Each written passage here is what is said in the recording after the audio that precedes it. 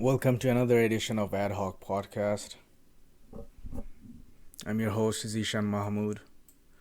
The time right now is 11:11 a.m. Wow, 4/9/2020. Perfect, 11:11. The whole, the whole synchronicity, those what do you call those signs people see. But I shouldn't read too much into it. Is it even recording? I don't see the waveform on Audacity. So I was thinking of making a podcast about writing instruments or writing utensils because I just saw a 3D pen. Huh. It's funny how it triggered me to, it's like almost controlling me, the video. It's like the tastemakers are controlling what people will see and talk. So writing instruments, 3D pen. I guess what was the first form of earliest writing instrument? The feather, quill, or even before that, like a brush, probably like a what do you call that, branch, and in Bengali, like in Bangladesh, people use something called, or even the Muslims, they use something called meswak. They use a branch of a tree to brush their teeth. So they use something similar, like with and the frazzle the end, for in the cave paintings of Lascaux, I guess, or in the one in Spain, or in Lascaux, France. They probably use those cave paintings, the ox with the pigments, and I don't know what they use for pigments. So that was, and they use the contour of the cave to give like a what do you call that, the dimension, depth to the like the cows or whatever they painted. And probably even before that, Aboriginally Australians. I don't know if that one was the earliest form of writing. Aborigine Australians also had their earliest form of primitive paintings, sort of those motifs. I don't know what if there is any specific tribe. I wonder if it's recording. It is recording, but I don't see the waveform. And then the Babylonians had their chisel cuneiforms, and what was somewhere in the middle? Probably when did the feather quill start? I think stone tablet was probably the cuneiform. Babylonians, Assyrians, cuneiform tablets, stone chiseling, and then papyrus. Reed, like with papyrus reed. That was the stylus, I guess you call that stylus. The scribes would use it. Remember scribe how they used to but that's another, mummification is another completely different field, like with those jars, canopic jars. They used to put livers. It just reminded me of that, the Egyptian custom of livers, like in the canopic jars. They put those entrails, and but that's, we're getting sidetracked here. So writing into utensils, and then let's talk of the modern ones. We have pencil, pen, 3D pen. Obviously, that'll be the new thing. What else? Brushes, paint brushes. I mean, typewriter is also one form of writing method. And Phoenicians had Boustrophedon, and they had the writing scripts. Boustrophedon is like when you read both backwards, and like from left to right and right to left. Like Quran is from right to left. Arabic is from right to left, because the sinister left is considered sinister, and and the rest. Well, no, actually, sorry, left to right actually, because it's almost like you read from the right. That's what I meant. So it's like that's what it means by right to, even though you turn the book upside down, like opposite way. You know what I mean. So we have read.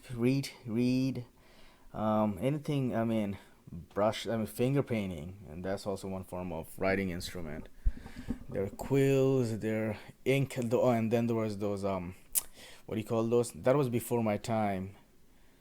Those nib pens with those ink pot. That was big, like early 1900s, mid 1900s, and the later 1800s. Those ink pot, India ink, rubber stamp, where they used to have the tube, and they used to like fill it up with tube. I mean, it's kind of, is it like a phloem and xylem? Is the mechanism like that? Up, well, no, not exactly like the plant's mechanism of water up and down. I wonder how the inventor of ballpoint pen, how did they get the idea? And then there are felt tip markers, pencil, pen, and the nib, I'm sure there's a term for the technical term for, well, obviously there are gradations, but the technical term of the nib, there are gradations like 2B, 2H, 3H. It's just different. I wonder, like, the point, tip of the point, and the thickness, and I'm sure there's a whole, like, I guess, science devoted to that, towards that. And if you're doing calligraphy, I mean, also then you need your own different types of pen. I'm talking about pen calligraphy, not the earliest brush calligraphy. And there are different sort of brushes. That's also writing instrument. Basically, it's a brush. I mean, it's like something you need some pigment and ink, and you need something to like to dip it and transfer it onto paper. So what determines the durability is, I guess, the ink and the. It's kind of like tattoo. Tattoo is also one form of writing.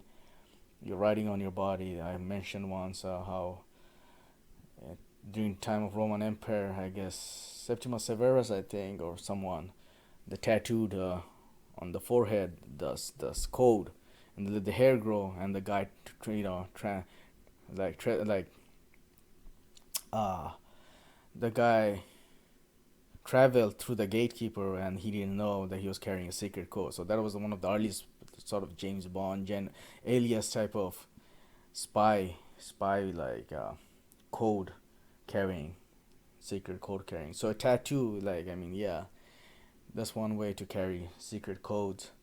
And but writing instrument, there's a quill. I mean, there are different types of quills, I guess, feather quills. I mean, and what else?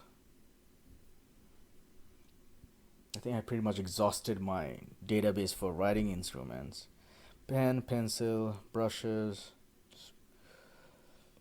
and then it depends how you want to communicate. Not everything needs to be written with those type of pen and pencil and brush. I mean, if your communication is like with hand gesture, like ASL or semaphores or signaling theory, like freaking smoke or any other communication, sand painting, you can just do sand painting with your finger. You don't need a pen. So it depends. And even you don't want to use a pen. I mean, well, you could, but I mean, you need the right writing utensils. Anything sharp like that etches, wood graving, anything sharp that etches, like on the trunk of the tree. Or why do people keep locks on the freeways? Is it because to is what does that signify? That has nothing to do with suicide or anything. I don't know. Or like lover's message or whatever. I don't know what's the tradition behind that. Or for that matter, when you hang a shoe, is that because someone dies in the neighborhood? A shoe hanging from the telephone lines. Yeah, I don't exactly know. And even with the like teardrop, or what is a teardrop? Okay, my vida loco is different than teardrop. My vida loco doesn't mean necessarily kill someone, and teardrop has like probably meant you, I guess, you murdered someone, or like you went to jail, and then the spider. I don't know. I'm veering towards tattoo symbolism. So writing in utensils, um, yeah, or even you don't need you can just place like matchsticks and like like put it on the. Even fire can be used to write, to scorch something, to write a message, like to smoke, or chemicals, any form of chemicals. Because that's what felt tip is. Like it's like a chemical, like I don't know, like a concoction, felt tip or marker. The ink, I'm sure in the industry. Well, there was this, I think Smithsonian or some other. In the Smithsonian, they have this database of, I think, ink or something. Oh, there was one for the White House. White House carries a library of ink to figure out if someone's sending a threat, like a threat, how to detect So they have this whole entire, like, I don't know, like thousands and thousands of database of ink, pigment. So in case someone were to write a threatening letter to the president, they could identify and track who it was. Because there's also kind of like a unique fingerprint.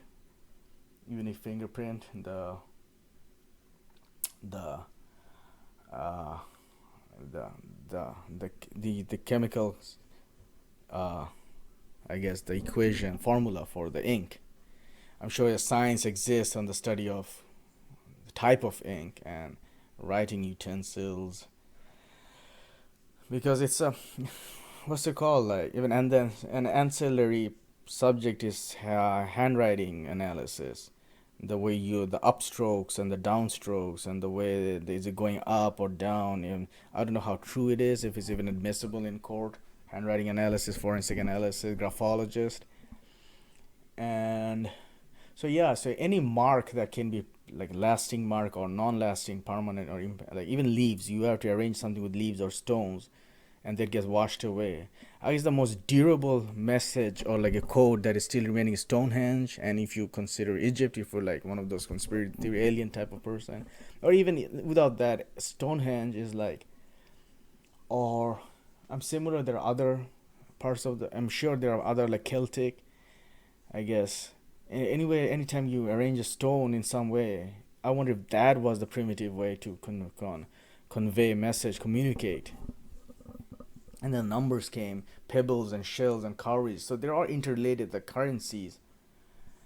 And script, there are different types of script. And I once constructed my own script under the term 741. I don't know why. It's trying to be mysterious, like obscure and mysterious guy give.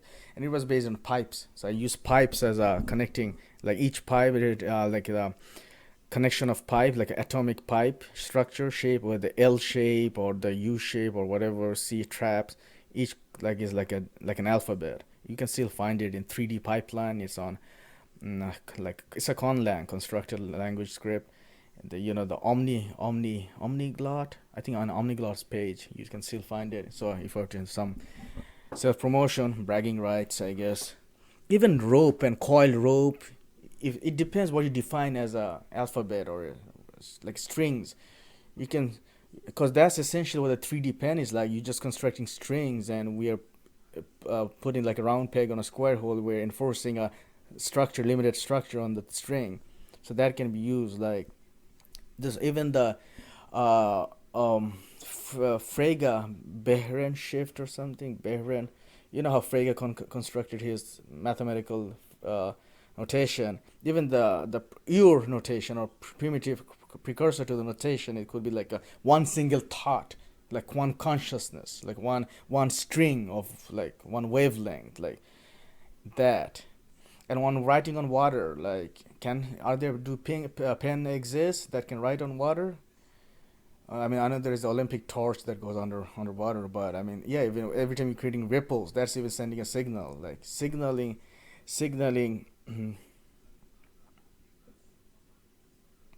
It's like smoke or like.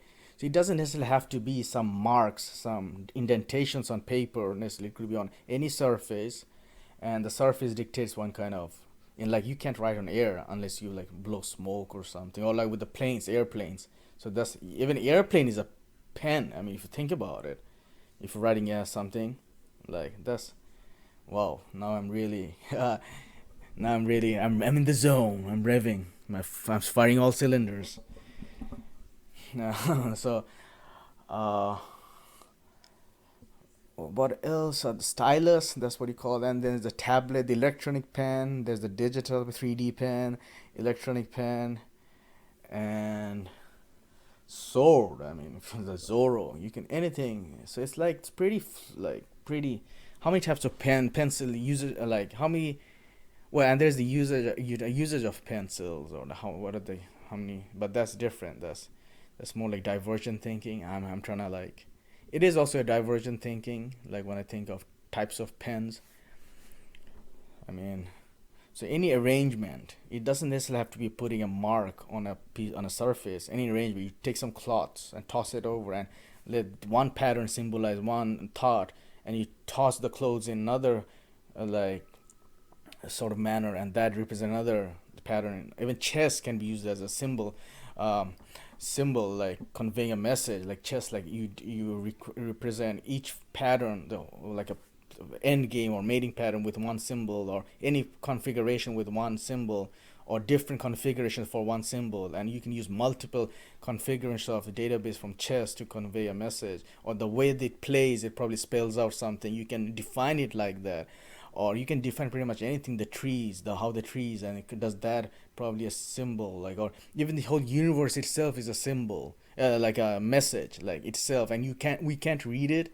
It's kind of like self-aware, like self-awareness, genetic. Not talking the genetic code. And the reality itself is a representation of itself ultimately. like snow is white, Tarski and everything. But even without that, I mean, just like what I mean is,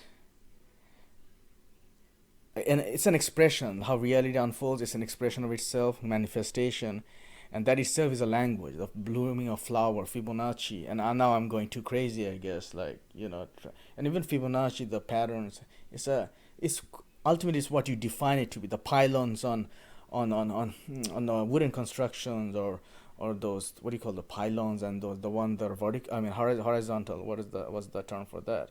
That's um that's a pylon, I guess. So the arrangement of that, any arrangement is basic that communicates a message into, like, from one. It's a code basically. I mean, that's what it is. And because that's how the hieroglyphics started. And hieroglyphics was the word chisel too. Like, so it started with ideograms, pictographs, hieroglyphics. And when was the invention of writing? When was the invention of writing? So I think I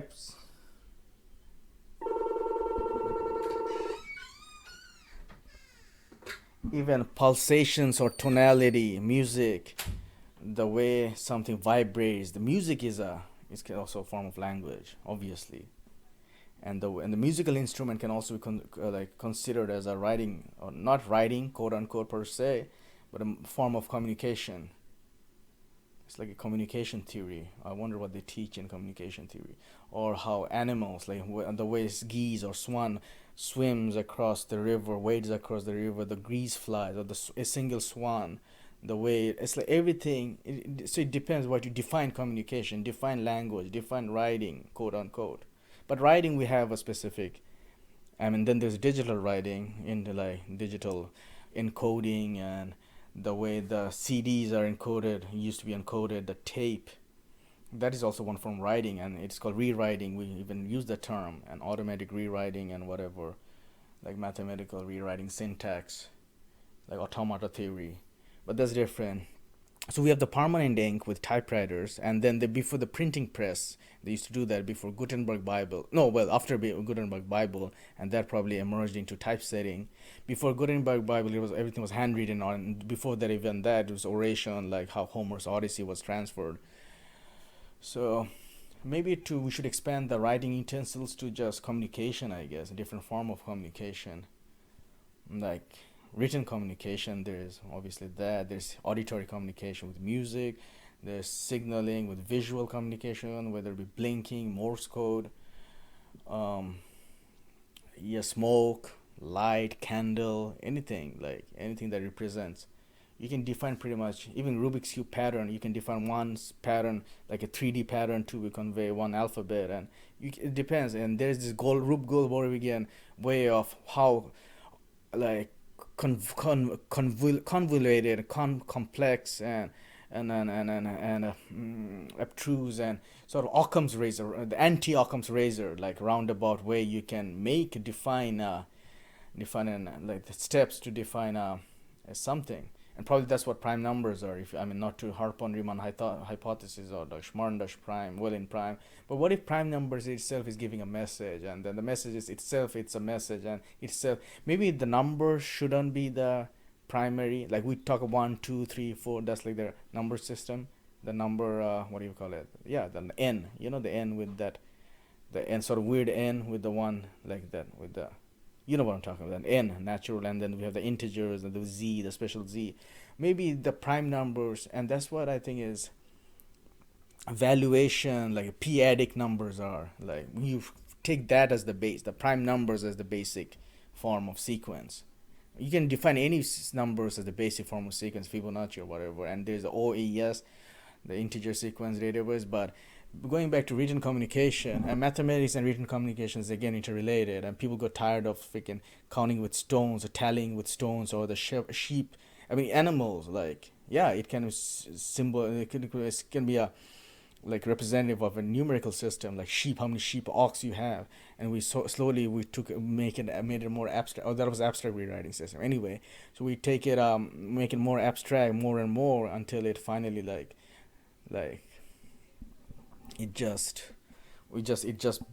like you boil it down to whittle it down to just stoic scaffolding of just symbolism, pure, and that's what pure logic is. Those modus ponens, P implies Q and whatnot. So we cultivate. It's kind of sort of the Mondrianization of written symbols, and then the different types of written symbols. It started with more fluid, like pictographs, and then Rongo Rongo, Polynesian, and the cursive, and it became more and more discrete. It's almost like sort of the simulation has it's like became being more and more discrete. It's like we started with a wave and it has become binary now almost, and that's what it is. Even light like binary, anything is a code encoding like information theory, Shannon, and wavelength, and anything you can think of. It can be a message. Even the way books are arranged, any arrangement. Writing is basically an arrangement on a against a background. You take some form of pattern, and you in braille, for instance, that is also another form of writing. But and you read it, it's like tactile, and there's another form of engraving, except it's not engraving and not even embossing. It's almost the opposite of relief. Like bas relief is low relief, and there's another one, the opposite of bas relief. What is it? So it's that, where it's like the relief is like it's taking out protrusion. So we have that. We have ASL with different types of smoke. Smoking is, I think, in Navajo's, or probably Navajo or for the Native Americans use that smoke signals. Light for the Morse code, light signals, lighthouses. What was the purpose of lighthouse? Also, the purpose of light was also to communicate signals. Flags were used as signaling, for signal.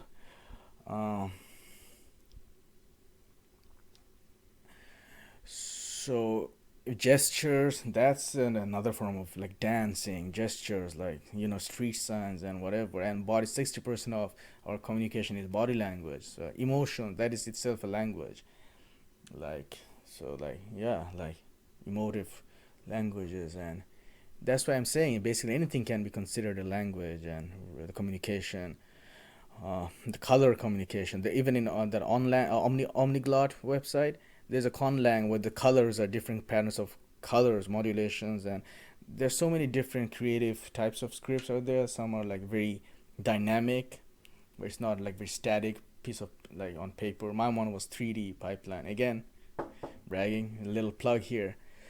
So basically, so imagine how they saw the creed of Islam, La ilaha illallah Muhammad Rasulullah, like, and how the trees, the holes on the trees, like somehow there was a big. If you're Muslim, you know about it. Like there was this big thing, how it is like this the telltale evidence for God.